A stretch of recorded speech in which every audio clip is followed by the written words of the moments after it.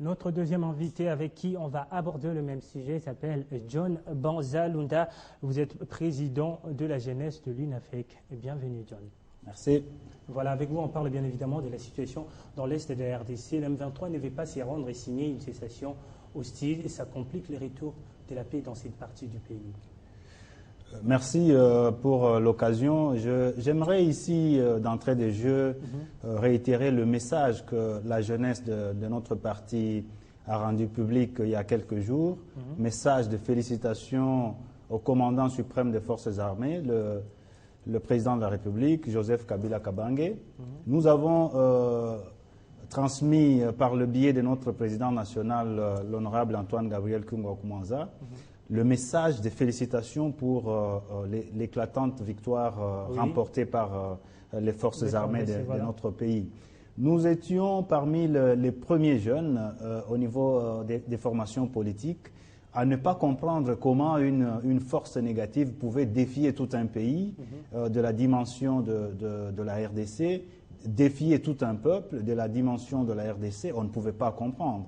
Donc c'était sans compter la détermination et le tact que le chef de l'État a utilisé pour arriver à cela. Oui. Et moi j'ai l'impression que beaucoup de jeunes Congolais ne pouvaient pas imaginer que ce défi soit relevé dans si peu de temps. Voilà. Alors selon vous, John Banza, pensez-vous quelle piste qu'il faudrait privilégier en ces moments? Bon, les pistes privilégiées, comme l'avait souligné le chef de l'État, la piste diplomatique, politique et militaire. Et si vous êtes attentif, vous verrez que la piste militaire, il la met en troisième position. Oui. Donc, il appartient à ceux qui négocient pour le compte des forces négatives de comprendre que le chef de l'État a privilégié la voie politique et diplomatique. Voilà. Et donc, s'il ne tire pas de leçons, et donc la troisième piste est mise en marche. Mais ils n'ont pas de choix parce que les forces de l'autre côté n'existent plus. Et voilà, et donc ils n'ont plus d'autre choix que de répondre à l'appel du gouvernement congolais de cantonner les troupes et de se rendre, tout simplement, parce qu'ils n'ont plus rien à faire. Voilà, le M23 doit être désarmé, acte volontaire où le gouvernement doit les imposer. Vous pensez que le gouvernement doit être vraiment...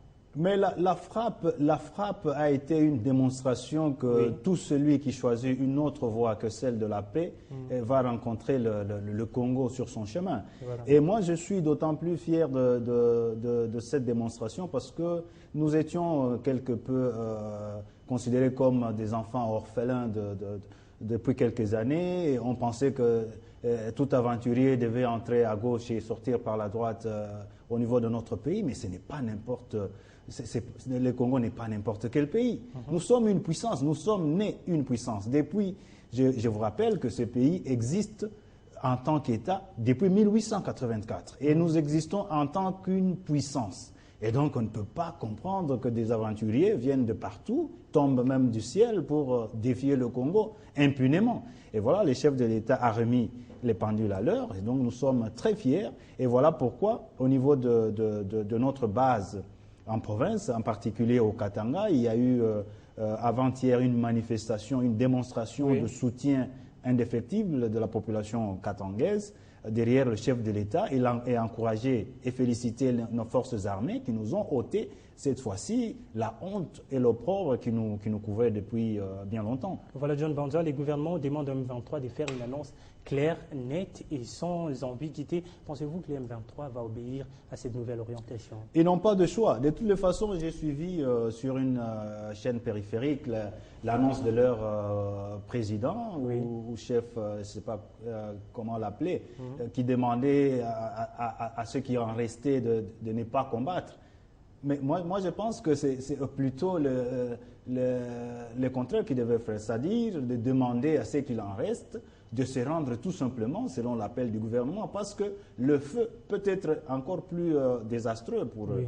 Voilà, moi je pense qu'ils n'ont pas d'autre choix que de suivre ce que le gouvernement de la République a demandé.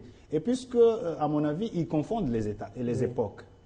Il y avait une époque où on pouvait s'amuser avec notre armée. Mais cette époque est révolue. Voilà. Et voilà, la démonstration, c'est que quiconque touche au Congo eh bien, cette aventure va se révéler catastrophique. Voilà, mais apparemment, John Banda, les M23 n'écoutent que la voix de la force. Hein. La voix de la force, c'est pour ça que la jeunesse de l'UNAFEC et l'UNAFEC en général avait maudit les M23. Nous continuons à réitérer notre malédiction sur ces M23 parce qu'on ne peut pas comprendre que le chef de l'État, sur un chemin de pacification et de reconstruction du pays, qu'il y ait passez-moi les termes, de gens qui refusent de comprendre que la voie des armes est totalement révolue. Et que voulez-vous? Nous pouvons dire combien, si vous prenez les mandats du chef de l'État, combien de temps? Moi, je ne pense pas qu'il ait passé simplement au minimum une semaine sans penser à la guerre. Mais ce n'est pas possible. Mais il doit travailler, il doit réaliser ce qu'il avait promis aux Congolais. Mais il doit avoir le pays pacifié. Et donc, voilà, nous réitérons notre malédiction contre les bandits du M23 et tous les colonels.